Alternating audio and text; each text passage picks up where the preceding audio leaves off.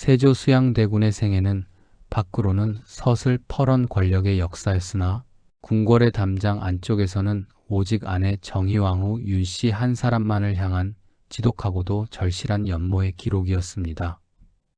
그는 유교적 법도와 신하들의 끈질긴 반대를 비웃기라도 하듯 왕비와 나란히 말을 타고 사냥터를 누비며 군사들의 훈련장에 동행하는 파격적인 행보를 보였습니다. 신하들이 왕실의 채통을 논하며 여성이 군사 훈련장에 나타나는 것이 부당하다고 머리를 조아릴 때마다 세조는 오히려 기세등등하게 왕비는 나와 고생을 함께한 사람이라며 그녀의 손을 잡고 보란듯이 앞장서서 말을 달렸습니다. 세상이 그를 어떻게 부르든 세조에게 가장 소중한 가치는 내 곁을 지키는 아내의 안위와 행복이었으며 정의왕후는 그 거친 풍파를 함께 헤쳐온 유일한 삶의 동반자였습니다.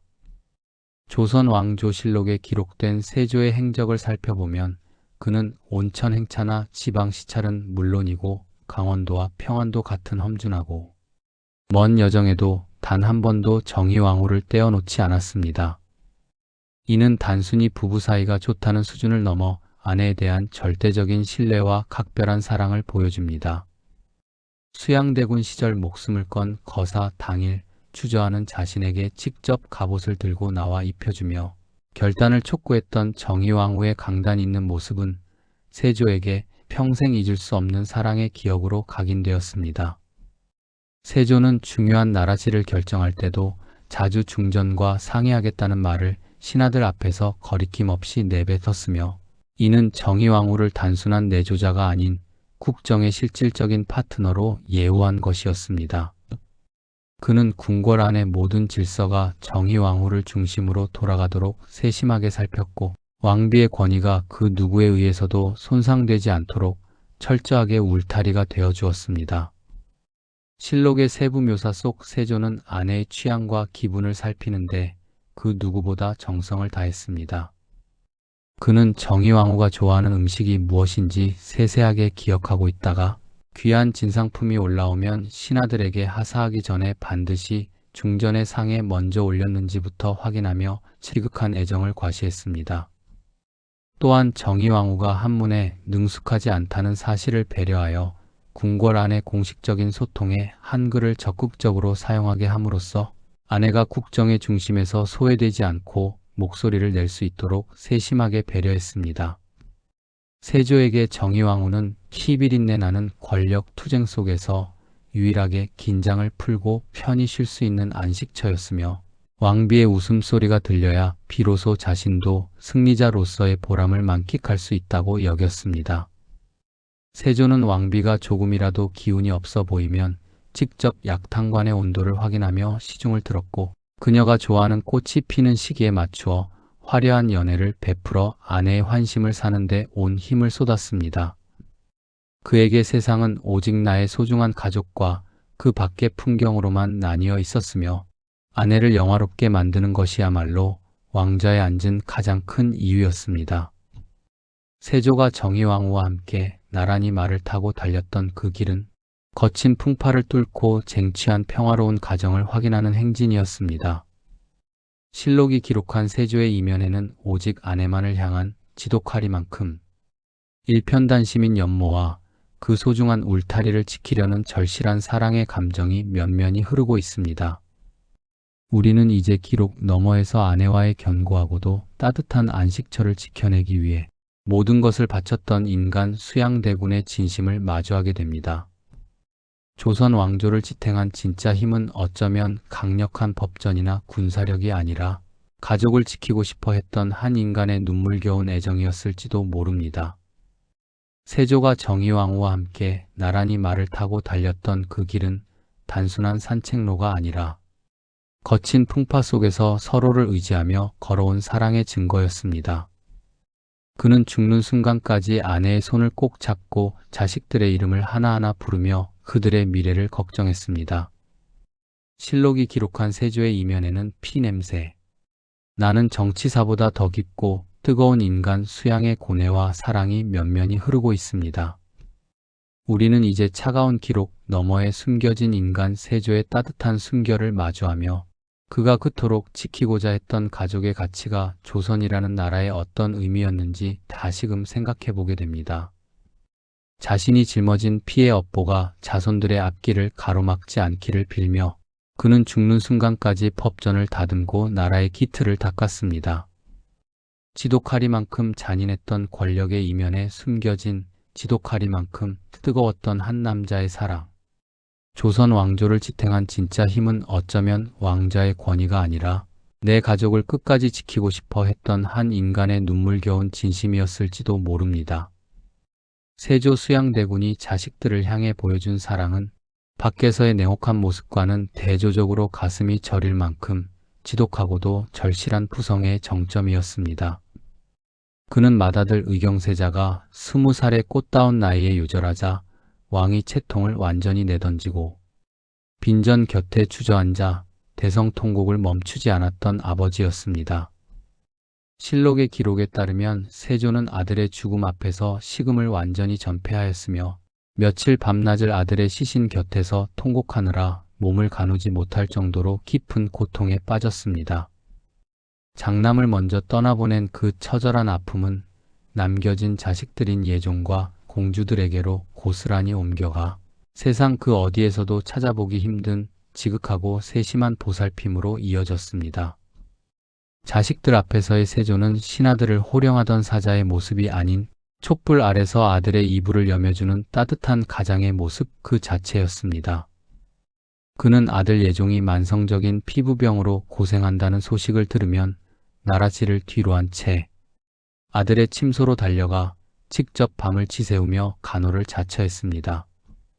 왕인 자신이 직접 의서를 뒤져가며 아들의 몸에 바를 연고를 고르고 직접 상처 부위에 약을 발라주며 아들의 고통을 대신하려 했던 기록은 세조가 가진 아버지로서의 진심을 고스란히 보여줍니다. 예종이 공부하다 지쳐 꾸벅꾸벅 졸고 있으면 호통을 치는 대신 자신의 겉옷을 조용히 벗어 아들의 어깨에 덮어주었고 직접 맛있는 과자와 음식을 챙겨 아들의 입에 넣어주며 격려하던 다정함은 실록의 행간마다 생생히 남아 있습니다. 세조의 이러한 절실한 사랑은 딸들을 대할 때 더욱 각별하고 애틋한 면모를 띄었습니다. 공주들이 시집을 갈 때면 세조는 사위들을 따로 불러 서슬, 퍼런 눈빛으로 무서운 엄포를 놓으며 딸에 대한 애정을 과시했습니다.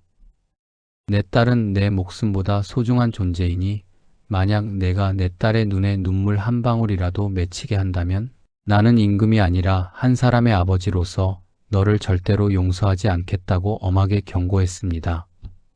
그는 딸들이 시집을 간 후에도 수시로 사람을 보내 안부를 확인하고 필요한 물품을 아낌없이 보내주며 딸들이 왕실의 권위를 잃지 않고 남편이 집에서 가장 존귀한 여인으로 살 수 있도록 세세하게 배려하고 관리했습니다.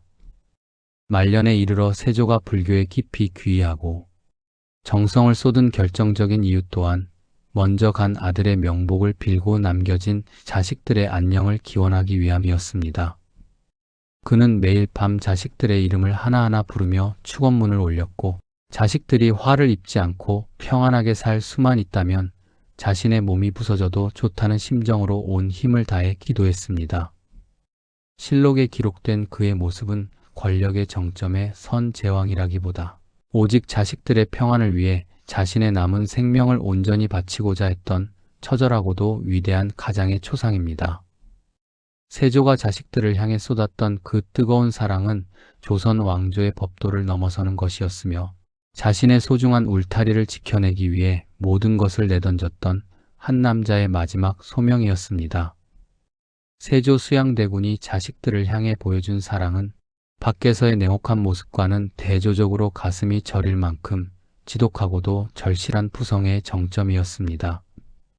그는 맏아들 의경세자가 20살의 꽃다운 나이에 요절하자 왕이 채통을 완전히 내던지고 빈전 곁에 주저앉아 대성통곡을 멈추지 않았던 아버지였습니다. 실록의 기록에 따르면 세조는 아들의 죽음 앞에서 식음을 완전히 전폐하였으며 며칠 밤낮을 아들의 시신 곁에서 통곡하느라 몸을 가누지 못할 정도로 깊은 고통에 빠졌습니다. 장남을 먼저 떠나보낸 그 처절한 아픔은 남겨진 자식들인 예종과 공주들에게로 고스란히 옮겨가 세상 그 어디에서도 찾아보기 힘든 지극하고 세심한 보살핌으로 이어졌습니다. 자식들 앞에서의 세조는 신하들을 호령하던 사자의 모습이 아닌 촛불 아래서 아들의 이불을 여며주는 따뜻한 가장의 모습 그 자체였습니다. 그는 아들 예종이 만성적인 피부병으로 고생한다는 소식을 들으면 나라지를 뒤로 한 채 아들의 침소로 달려가 직접 밤을 지새우며 간호를 자처했습니다. 왕인 자신이 직접 의서를 뒤져가며 아들의 몸에 바를 연고를 고르고 직접 상처 부위에 약을 발라주며 아들의 고통을 대신하려 했던 기록은 세조가 가진 아버지로서의 진심을 고스란히 보여줍니다. 예종이 공부하다 지쳐 꾸벅꾸벅 졸고 있으면 호통을 치는 대신 자신의 겉옷을 조용히 벗어 아들의 어깨에 덮어주었고 직접 맛있는 과자와 음식을 챙겨 아들의 입에 넣어주며 격려하던 다정함은 실록의 행간마다 생생히 남아 있습니다. 세조의 이러한 절실한 사랑은 딸들을 대할 때 더욱 각별하고 애틋한 면모를 띄었습니다. 공주들이 시집을 갈 때면 세조는 사위들을 따로 불러 서슬, 퍼런 눈빛으로 무서운 엄포를 놓으며 딸에 대한 애정을 과시했습니다. 내 딸은 내 목숨보다 소중한 존재이니 만약 내가 내 딸의 눈에 눈물 한 방울이라도 맺히게 한다면 나는 임금이 아니라 한 사람의 아버지로서 너를 절대로 용서하지 않겠다고 엄하게 경고했습니다. 그는 딸들이 시집을 간 후에도 수시로 사람을 보내 안부를 확인하고 필요한 물품을 아낌없이 보내주며 딸들이 왕실의 권위를 잃지 않고 남편이 집에서 가장 존귀한 여인으로 살 수 있도록 세세하게 배려하고 관리했습니다. 말년에 이르러 세조가 불교에 깊이 귀의하고 정성을 쏟은 결정적인 이유 또한 먼저 간 아들의 명복을 빌고 남겨진 자식들의 안녕을 기원하기 위함이었습니다. 그는 매일 밤 자식들의 이름을 하나하나 부르며 축원문을 올렸고 자식들이 화를 입지 않고 평안하게 살 수만 있다면 자신의 몸이 부서져도 좋다는 심정으로 온 힘을 다해 기도했습니다. 실록에 기록된 그의 모습은 권력의 정점에 선 제왕이라기보다 오직 자식들의 평안을 위해 자신의 남은 생명을 온전히 바치고자 했던 처절하고도 위대한 가장의 초상입니다. 세조가 자식들을 향해 쏟았던 그 뜨거운 사랑은 조선 왕조의 법도를 넘어서는 것이었으며 자신의 소중한 울타리를 지켜내기 위해 모든 것을 내던졌던 한 남자의 마지막 소명이었습니다. 조선 제7대 왕 세조의 생애를 피로 물든 찬탈의 역사로만 기억하기에 그가 가족을 향해 보여준 온기는 너무나 뜨겁고 절실했습니다. 밖으로는 사자처럼 포효하며 적들을 압도하던 강인한 군주였으나 집안에서는 아내의 찬 손을 녹여주고 자식의 상처에 직접 약을 발라주던 세상에서 가장 평범하고도 위대한 가장이었습니다. 자신이 짊어진 권력의 무게가 행여나 사랑하는 이들의 앞길을 가로막을까 두려워하며 그는 죽는 순간까지 법전을 다듬고 가족의 안녕을 위해 무릎을 꿇었습니다. 지독하리만큼 잔인했던 권력의 이면에 숨겨진 지독하리만큼 뜨거웠던 한 남자의 사랑. 조선 왕조를 지탱한 진짜 힘은 어쩌면 서슬 퍼런 칼날이 아니라 내 울타리 안의 사람들을 끝까지 지키고 싶어 했던 한 인간의 눈물겨운 진심이었을지도 모릅니다.